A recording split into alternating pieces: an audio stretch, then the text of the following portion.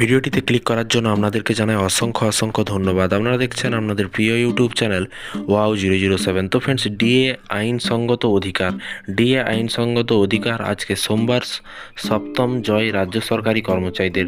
তো ফ্রেন্ডস, আবার কি জয়ী হলো সরকারি কর্মচারীরা? কি বলা হয়েছে বিস্তারিত জেনে নেব। আজকে ডিএ মামলার শুনানিটি আছে, সেই শুনানিতে কি ফল প্রকাশ করলো চলুন দেখে নেওয়া যাক। সোমবারে সপ্তম জয় আসতে চলেছে, মানে আজকে জয় আসতে চলেছে পশ্চিমবঙ্গ রাজ্য সরকারি কর্মচারীদের। তেমনই আশা করছে রাজ্য সরকারি কর্মচারীরা, কারণ রাত পোয়ালে কিন্তু পঞ্চম বেতন কমিশনের আওতায় বকেয়া মহার্ঘ ভাতা বা ডিএ মামলা শুনানি হবে সুপ্রিম কোর্টে। মামলাকারী সংগঠন confederation of state government employee আইনজীবী ফিরদৌস শামীম বলেন যে সোমবার সুপ্রিম কোর্টে ডিএ মামলার শুনানি হবে বলে কিন্তু আশা করছি। সেই সঙ্গে তিনি বলেন, ডিএ মামলায় আমরা 6বার কিন্তু জিতেছি, এইবারে কি হয় সেটা কিন্তু দেখার পালা। আশা করছি যে সুপ্রিম কোর্টেও কিন্তু আমরা জয়লাভ করব, রাজ্য সরকারি কর্মচারীদের হকের দাবি পূরণ হবে বলে কিন্তু আমরা আশাবাদী।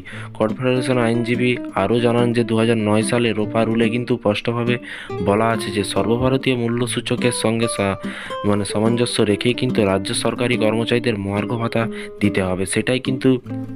সেটার প্রেক্ষিতে সুপ্রিম কোর্টে ডিএ মামলার পশ্চিমবঙ্গের রাজ্য সরকারি কর্মচারীদের জয় হবে বলে কিন্তু আশা প্রকাশ করছে তিনি।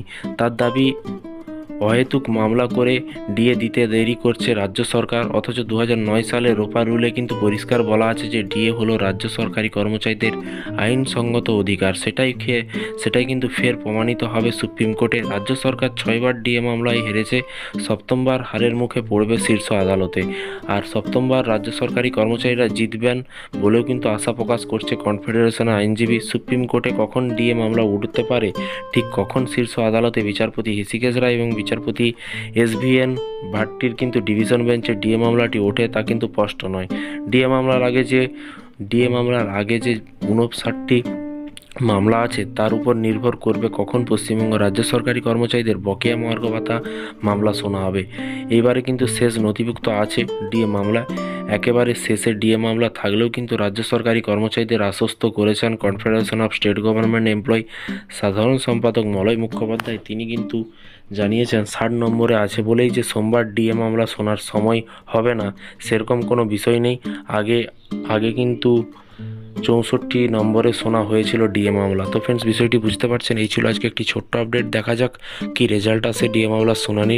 যখনই নতুন আপডেট আসবে অবশ্যই আপনাদেরকে ভিডিওর মাধ্যমে জানানো হবে, তাই চ্যানেলটিকে ফলো করবেন, চ্যানেলটিকে সাবস্ক্রাইব করে পাশে থাকা বেল আইকনটিতে প্রেস করে রাখতে ভুলবেন না। ভালো থাকবেন, সুস্থ থাকবেন এবং নিজের খেয়াল রাখবেন। Thank you.